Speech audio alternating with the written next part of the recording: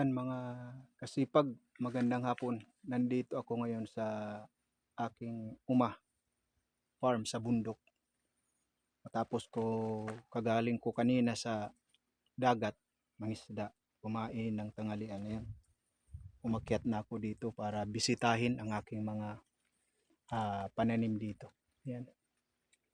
Kagalakan kong ma-share sa inyo ang aking mga pananim. Ayan, itong mga bago kong tanim na gabi. Yan. Yan.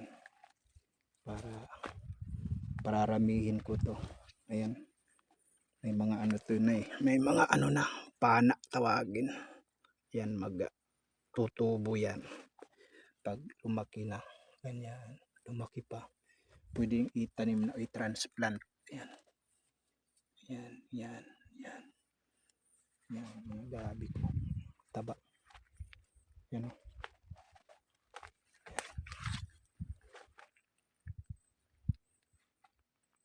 Mako. Yan.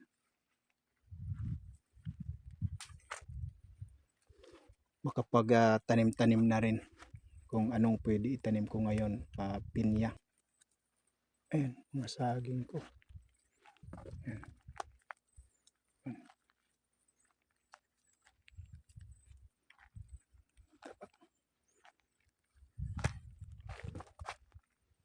Yan, saka ito mga bago kong tanim na kamote.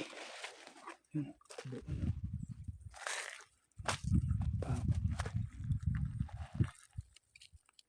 yan, tataba ang aking mga saging dito.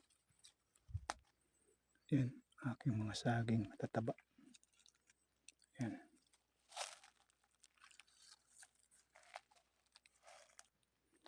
Yan, aking mga kamuting kahoy natira sa kinain ng baboy ramo. Tapos nakapag-harvest din yan.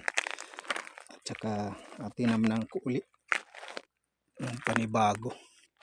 Yan, mabuhay na. Yan, mabuhay na sila.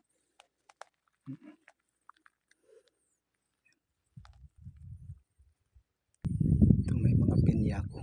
Yan, taba. Mga pinya ko. Yan. Yan. Yan, mga pinya ko. Ayan, dyan yung mga bago kong tanim na saging at pinya.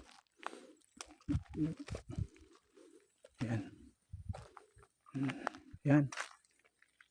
Maraming salamat mga kasipag, hanggang sa susunod na video. Salamat sa patuloy na panunood o pagtangkilik, pag-subscribe sa aking channel on YouTube, ang Marabot Rocks TV. Maraming salamat po, magtatanim pa po ako.